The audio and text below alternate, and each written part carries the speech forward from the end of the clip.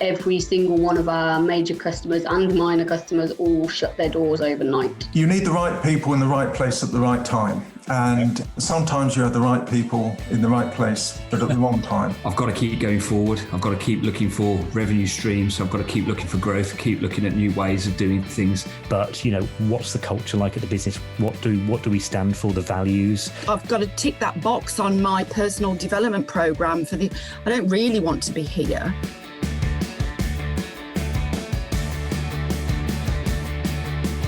Scaling up a business isn't easy. If it were, we wouldn't have less than 4% of businesses scaling beyond 10 employees or around £1 million turnover level, and less than 1% beyond 50 employees. But the contribution that we make as owner-managers to our economies is immense and should never be underestimated, yet it can be a tough gig for all of us at times. And only other business owners truly understand the challenges that we face. And through ScaleUp Radio, we aim to help make things a little easier. We interview guests who have been where you are now and may have faced some of the challenges that you are facing. And they offer their thoughts and advice on what has worked for them, as well as what didn't. And we've also combined many of the lessons from these interviews and also through working with hundreds of owner managers over the last 10 years or so into a practical scale-up handbook that we've called the Entrepreneurial Scale-Up System, or ESUS. And it's for owner managers like you and me as we navigate our own scale-up journey. And you can order a copy through your favourite online book retailer or by going to all the W's, esusgroup.co.uk, www.esusgroup.co.uk. On this week's episode of ScaleUp Radio, we focus on leadership. Now, leadership is a concept that means different things to each of us as business owners, depending perhaps on where we are on our scale-up journey, but also our own leadership style. So if you're a solopreneur, or whether you have a handful of people, or even have multiple layers of management in a larger business, the kind of leadership required may well be different, but it is equally important wherever you are on your scale-up journey. So to give you a quick flavour of some of the things that we cover, we look at several aspects of leadership, including things like establishing just what it means to be a leader within a business. Is it just about being the boss, the owner, the CEO, or is there something more to it than that? We talk about how to make sure that you're able to function as a leader and don't keep getting dragged back into the day-to-day operations of running the business itself.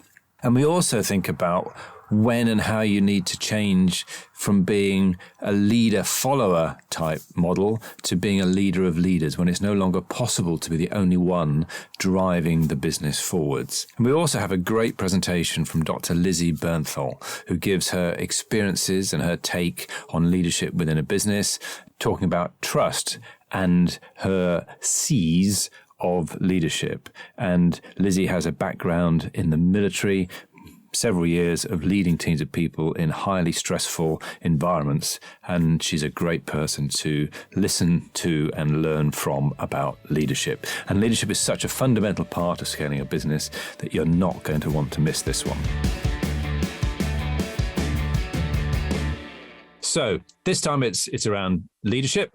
And it spans the whole journey, really, on our scale-up journey. And typically, there's a change in the kind of leadership that we need to think about within our businesses as we get more people. Often it's around that 8 to 12 employee level. Up to that point, really, it's primarily about developing our own skills as a leader and being the best version of ourselves that we can be. But we're starting to lead other people. So it's a bit of a leader-follower type model. As we get beyond that and we've got more people, we can't possibly be the one that's telling everybody what to do and just leading from the front. So we need to start to develop leaders within the business and move more towards a leader type model. Of course, it's not it's not simply where that dotted line is. It clearly is a bit of a spectrum. But we need to start transitioning from that point. And also from a delegation point of view, initially, if we want to build a successful business early on, we've got to be able to delegate the things that we shouldn't be doing or that we're not the best at. So we don't want to be keeping hold of bookkeeping and general admin things if we don't need to. to free us up to make sure that we can focus on the more important things. As we go beyond that point, the delegation thing needs to start to change to delegating even the things that we are the best at, because otherwise we just simply become the bottleneck within the business. And what I thought I'd do, we did some research about 18 months ago now, and we're going to be repeating it into the challenges of building and scaling a business. And I'm just going to pick out a few key points from that, because it leads into the leadership side of things. So early on, when we've got that one person business and we're starting to transition to 3 to 5, really one of the big challenges is getting dragged back into day-to-day operations, but also generating sufficient quality leads. Then it starts to move to attracting and hiring people, getting staff to think and act and take responsibility, but also ensuring consistency of delivery. So when we're thinking leadership, we need to be thinking some of these things. As we go a bit further, continues with getting staff to think and act and take responsibility in the way that we would want them to, and that continues really throughout.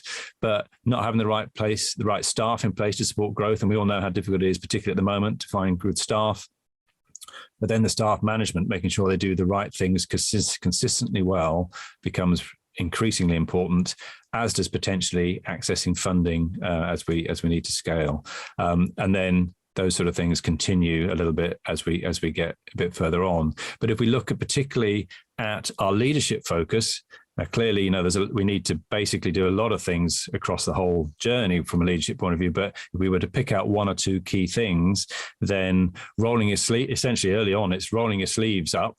You just have to get on with it, don't you? When we're the only person that's really around in the business, but equally being a highly effective, capable individual, and we can do worse than take a leaf out of Stephen Covey's book. Then, as we go, we need to start focusing on where we add the most value and delegating the rest. So we need to specialize a little bit within the business and define those roles for us as the leader and delegate the things that we shouldn't be doing. Then we've got to start focusing on systems and processes, but essentially making it a turnkey business that's not too reliant on us. So it becomes about processes and habits, we like to refer to them as, and then developing other leaders, as I was mentioned before, and our role changes to supporting them to fulfill their roles effectively. And then as we get bigger, we become more of an ambassador for the business and promoting maybe the overall business rather than individual products and services within the business. So what is leadership? I thought it's worth a moment or two just to have a quick look at that. And essentially, what is the essence of leading? And this is a Jim Collins quote, which we particularly like. And he defines it as the art of getting people to want to do what must be done. And if you think about that, first of all, it's an art. So there's not one right way to be a leader. We've all got our own ways of doing it. So it is an art, but we've got to get people to want to do. So that's sort of the alignment bit. We've got to get them to want to do what must be done. And that must be done means we've got to define what are the important things that must be done. And those of you that were on the business rhythm session last time around know that a lot of that 90-day planning is around getting to what must be done. So that's bridging then the strategy piece within there. So the art of getting people to want to do what must be done.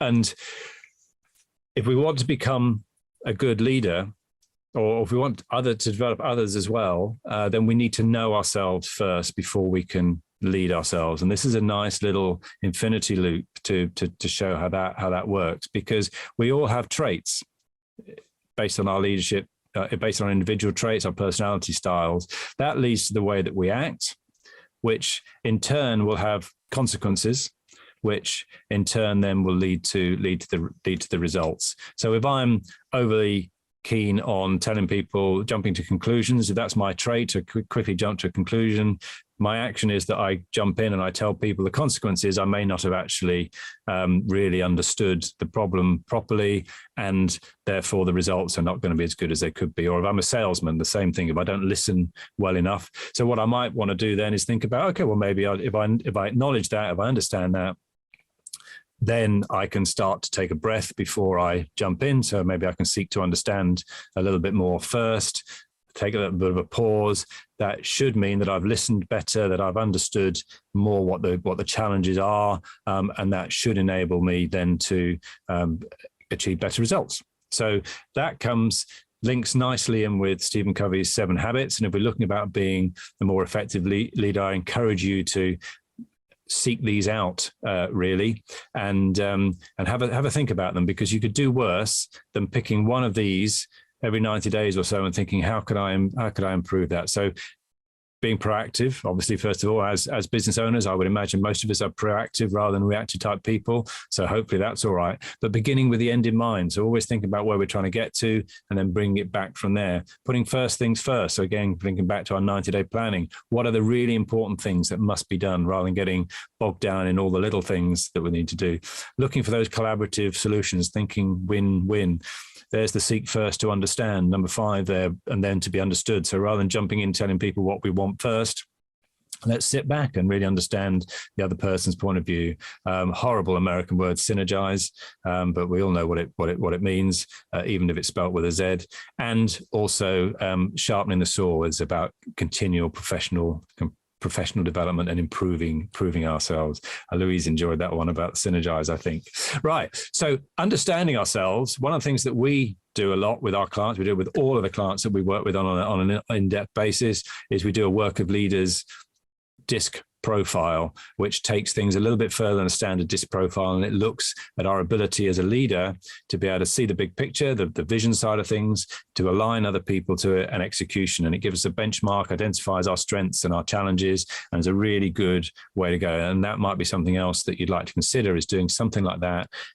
Get a benchmark of you as a leader, as well as your DISC profile, and that's a good place to understand yourself a little bit more, so that you can develop.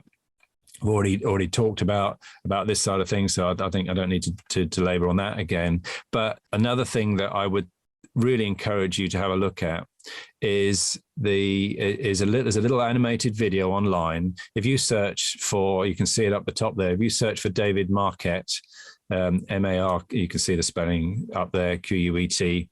It's around greatness. There's this little animated cartoon. It's about 9 minutes long, and it talks about moving from, he's a submarine captain, basically a new class of nuclear submarines in the US. He's an ex-Navy SEAL, and he vows never to give an order again. He realizes that he can't think for 219 crew members that he's got on board his submarine and be the one that tells people what to do every time. They've got a big audit inspection coming on, and he knows that he needs to change that way. So he vows never to give an order again. The only order he retains is the launch of the nuclear missile. But everything else, he moves from giving from giving an order to giving intent. And have a look at it, find it. When you've got 9 or 10 minutes, you might even want to share it with some of your team, because there's some really good takeouts around here, and it changes the model that we think of from a military leader of just giving orders to giving that intent. And there are 3 steps that he followed that helped him to do that. And the first was to stop giving orders straight away. He did that overnight. And it's a little bit akin to saying to people when they come to you with, what should I do? Instead of saying, well, this is what I think, you essentially ask, okay, what do you think we should do? What would you do? What would you do in my shoes? If it was your business, what would you do? That kind of thing. And that's a bit of a habit for us to break quite often, because we like to give the answer, like to demonstrate that we know what we're doing. So take a pause maybe, and then you can do that overnight, and it starts to get other people to be thinking a little bit more as you would want them to think. Then a bit more over time, he found that if he started to ask, okay, well, so if the intent then is to position the submarine at this particular location, and then you're fine, and you're saying we're going to dive now, what do you think I'm thinking? And then the person comes back and goes, well, I think you want to know if it's safe to dive. Yes, So what makes it safe to dive? Hatches are closed, blah, blah, blah. And that's about making sure that within our business, we're getting them to start to think a little bit more in our shoes. So once we've got a solution, that takes a bit more time because they've got to think those things through. But that's about competence and about understanding what is the safe thing to do or the correct way of doing things. And then finally, it's asking, is it the right thing to do? So that's getting people to think a bit more strategically. Is this what we really, really should be doing? So steps 2 and 3 take a little bit of time. And I think you said they take about 18 months to embed within the submarine. But step 1 is immediate and saw immediate change and had tremendous effects on the business. So that's something that if you're going to have a takeaway and have a look for something, do search for that video and see what you think about it. Within our model, there's a number of aspects of leadership that do span the whole model, but I've just picked out a few things from our in-flight checks, which, by the way, if you'd like to have a look at doing the in-flight checks within your business with us, it's a great way of benchmarking where the business is on scalability. But some of the leadership ones to know whether leadership and vision are strong within the business is whether, first of all, whether the leadership team in particular understand each other's personality and leadership styles, but all team members identify a leadership/person improvement habit every 90 days, that we've got our core ideology, which is values and purpose, are well defined and made role relevant by employees so they understand what they mean to them. We haven't just got a list of values that are stuck up on the wall somewhere, but we've actually personalized them to our own roles, and that we've embedded that core ideology in everything that we do, all of our processes and things, including recruitment, reviews, feedback, all those good things, and that we're identifying a core ideology improvement priority and implemented every 90 days. So they're just a few, but as I say, leadership spans throughout the model, if you like, for building a great business. So that's all I wanted to say on leadership, just as that little bit of an overview around some of the key things, and just hopefully giving you some thoughts and reminders, maybe 1 or 2 things that you might be able to think about. But what I'm really excited about now is, I mentioned the military. I'm going to hand over to Dr. Lizzie Bernthal, who's a great friend of mine. She's a select member. Got a lot of respect for Lizzie. She is ex-military, the best service, of course, the RAF side of things. But Lizzie is going to give us a little bit of an insight into her views on leadership. So, yes, 25 years in the army. I have a little bit about leadership. I have received a lot of orders in my life, and I won't be giving any today. Now, the first thing I like to do is for you to clap yourself, because the very fact you're here, you are a leader. So what I'm talking about here is, and it's interesting that Kevin was talking about knowing yourself and leading yourself. In order to be a leader, you have to trust yourself, because you have to trust yourself before you can trust others. And that is all to do with confidence. Confidence is all about trust, trusting ourselves, trusting our teams, trusting something will happen. And as part of that, we have to be resilient. Particularly right now, all that we've been through in the last, 2 years, whatever goes longer and longer, we have to be resilient. And a part of that is our capacity to adapt. And within that, we have to cope with risk and adversity. Like, we've had so much to deal with over the last 2 years. And part of that is resistance, accepting that, oh my goodness, what's going on right now? The recovery process, when we think, well, okay, let's just deal with it. And then the reconfiguration, which is when we realize what's been going on, how we become the new person that we were before. So when I'm talking about that, we always hear about bouncing back, but actually we bounce forward. And we've had to do a lot of bouncing forward over the last 2 years, because we are not the same person we were 2 years ago. Our teams have changed. Our businesses have changed. Things have come and go. We've had to be adaptable. And so the fact you're here is a huge, huge congratulations to you. So what I'm going to talk about is my C's of confidence. And part of that is who we are being and what we are doing. And I'm all passionate about who we're being. But in order to be the best version of us, we've got to do the best version of us as well. So to start with, I talk about my C's. What is your compass? We all have to have a compass. And part of that is our vision and our purpose, and who are the people that are going to be with us on our way. We learn so much about the how, but actually the how is not what we need. It's the who. Who are the people that are there to be our advocates? Who are the people like Bismarck, Kevin, Caroline, everyone within this team that are here to be our who's, to help us on our way? And part of that, it's having a course. What is our course of action? What is our path? Which path are we going on? Are we on the right path? And if we're not, then we have to have the courage to change path, to make sure that we're on that right path. And a part of that is being creative, another C. And then when we're creative, we get the clarification. And the clarification of where we're going and how we're getting there. But as part of that, as Kevin always alluded to, it's really important we collaborate, we connect. We have to have people with us. So who are those cheerleaders for us that are going to be those that are actually fighting our corner, that we can collaborate with, that we can be better than we are ourselves because we're all part of a group? And a part of that, who are we communicating with to build up those collaborations? And as part of that, it's calculating the risks. What risks are we having to face? What are we going to overcome to do so?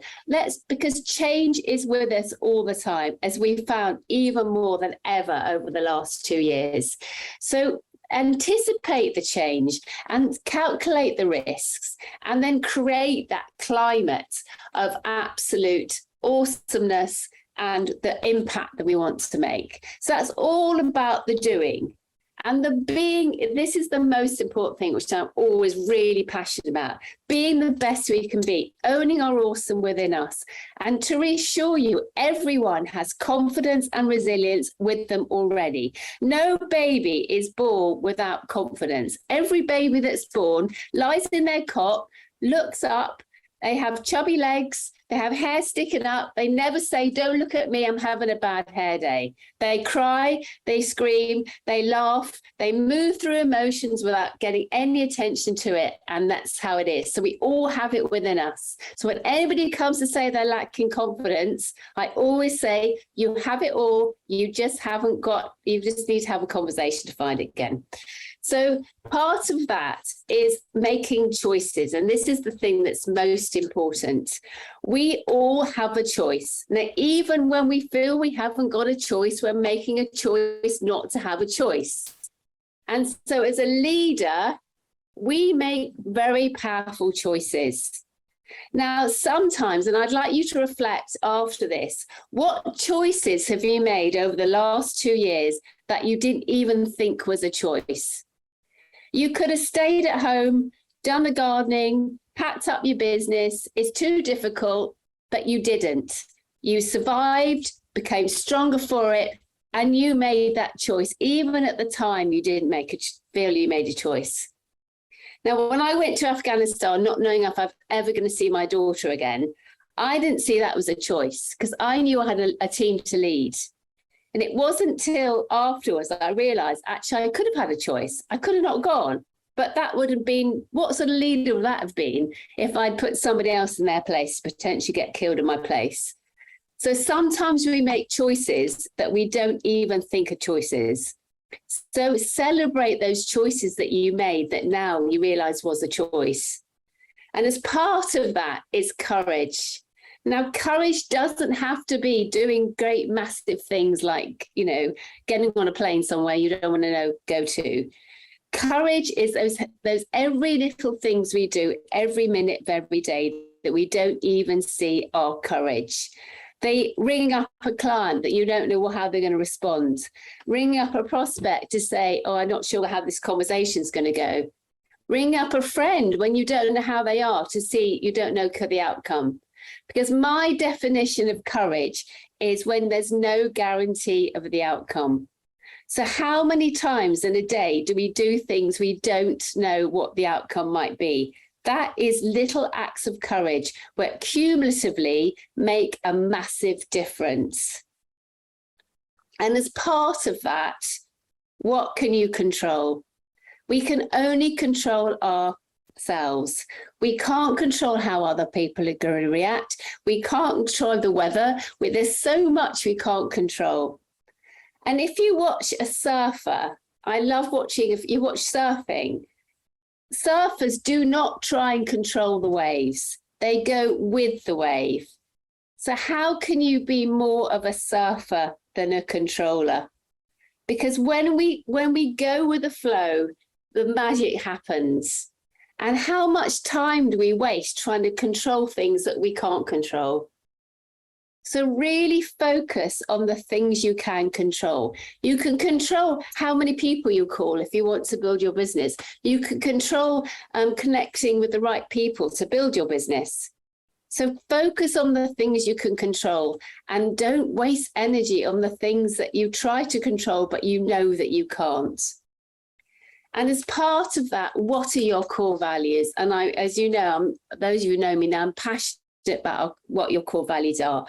Integrity for me is absolutely fundamental. And what I mean by integrity, I mean, if you think of a bike wheel that's round, when it goes smoothly, it just goes round. If it's got a dent in it, it gets cloggy and it just doesn't flow properly. That to me is integrity. So it's been whole and complete, being the best version of you and doing what is right. Whereas morality is wanting to be right. So how many times in your communication are you trying to show that you want to be right or you make the other person wrong? So communication is absolutely vital that we're in integrity and we want the best outcome. And the other thing I would say about communication, there is no such thing as a difficult conversation. It's the stories we make up in our heads that make it difficult. So before you go into any communication, think of the outcome you want to have. And as part of that, you will be in integrity, you will perform much more powerfully, and as a result, the conversation goes far better. And as part of that, it's staying calm and composed. And I know that can be really difficult at times, but that's all part of courage, being in control and being that leader. And be really conscious of the behavior that you're portraying, because your team look up to you to be that person of calmness. So when notice how you control yourself. Now, this is where obviously the mindset stuff kicks in, and doing whatever routine that you need to do to help you stay in that calm, confident way and stay centered, because that is when we actually can be the best version of us. And be compassionate. We all need to support our teams. We all need to support our clients. Sometimes things don't go well. And actually having those conversations without criticism. And this is where curiosity comes in and not criticism, comparison, or judgment, because that is when things go wrong. And particularly judging ourselves.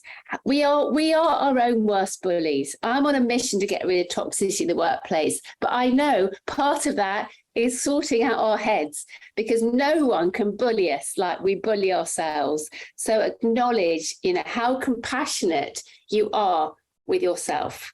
So that's a sort of a whole selection of a massive number of C's.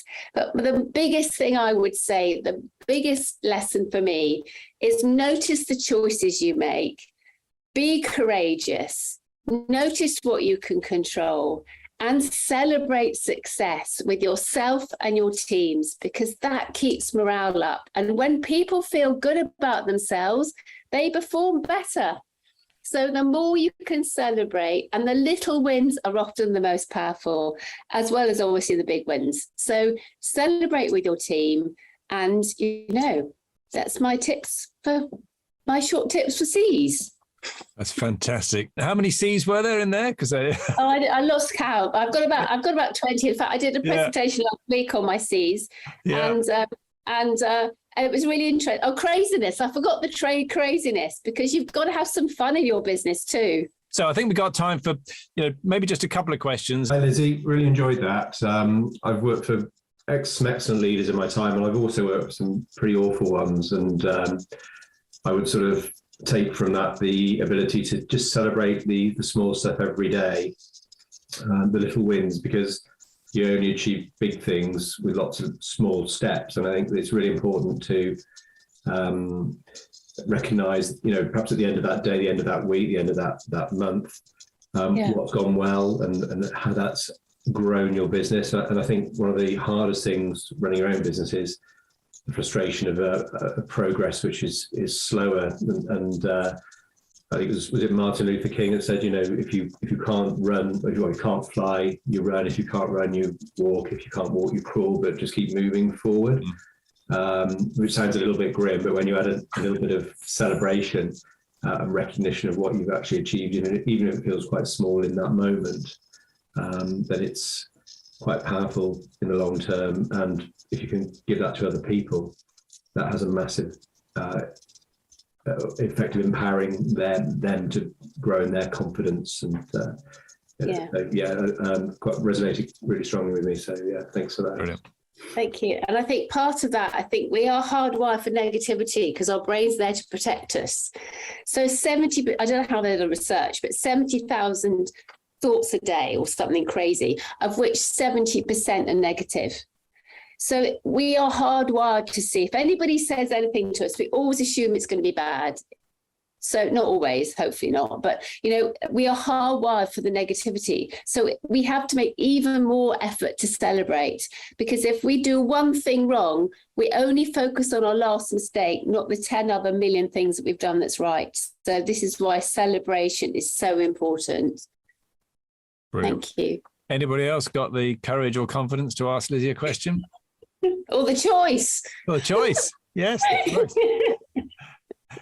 So I'm going to say thank you very much again to Lizzie for some excellent insights there. And I think I'm going to want to listen back to that recording, because you packed that with so many things that I think I'm going to want to listen to that. It's going to grab as much as I could put in 10 minutes. Yeah, perfect. Thank you very much. Don't forget to take a look at www.bizsmarts.co.uk to access a great range of resources to help you in your scale-up journey. So that's bizsmarts.co.uk, which is bizsmarts.co.uk.